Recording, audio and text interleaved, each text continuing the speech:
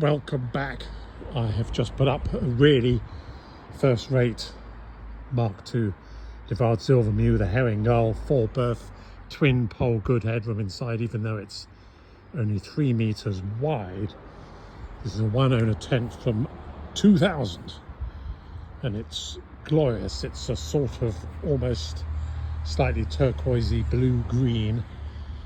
It's got the normal 1 meter sewn in canopy there, and then a nice sort of 1.5 meter, 1.4, something like that, zip on awning, plus this big triangle with 5 rubbers. It's about 2.5 meters wide at the bottom that can go either side of the entrance, so you get a nice enclosure. Plus you've got this sort of valance on each side sewn in as well. Everything excellent, no damage, no repairs, decent later, epoxy covered poles, and a lovely shaped sunburst pieces of canvas here which continue into the lines, although I haven't put them exactly parallel. There's the label. Very firm canvas. This tent has not been used a lot. Extremely clean. A few bits of mud if it wants a rainstorm, and a worst is sort of here, a bit of mud there and there.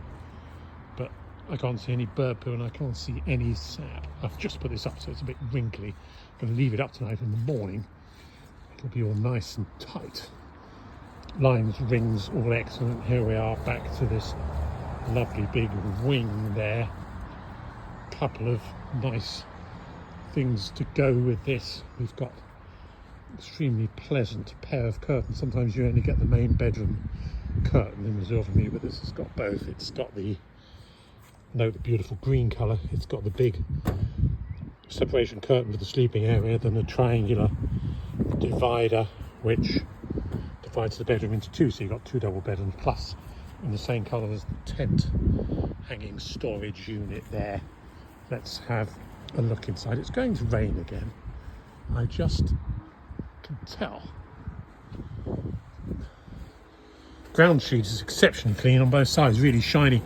Another sign it hasn't been used a lot. In fact, I took a photo earlier when the sun was shining in of the ground sheets, just to illustrate how clean it is. We've got the optional mosquito door here, also mesh above the windows in the front, covers inside so you can lock it all down in the dark. Just noticed a little tear of about 3 centimeters there in that mesh door. That wants a little stitch running through that. Everything in here lovely. Again, you can see these segments of canvas all running down. You've got the half moon vents there.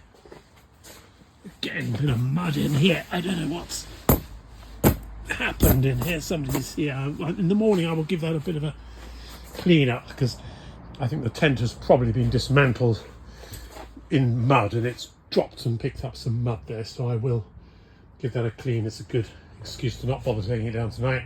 Leave it till the morning. Got the little hanging units there, zips for the curtains there, all decent.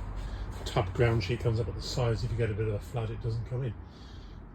Otherwise, nothing else to report. As I say, twin mast, lots of space. It's a metre narrower than an albatross, but you still get 4 people in there, easily 4 adults. The tent itself weighs about 23 kilos, forms a sausage about 90 centimetres long by about 35 centimetres across, and then the poles and all the other bits come to about between 18 and 22 kilos. A package about 85 centimetres long by about 25 centimetres square. We colour code all the poles same colours as Waard, and we include laminated English instructions and all the bits you need to put the tent up. The tent is likely to also be advertised on our social media page, where you're invited to come along if you want to have an informal chat about these tents. Find us on the Nights in White Canvas on social media. We can have a more informal conversation and likely do a deal on shipping. Thank you for watching.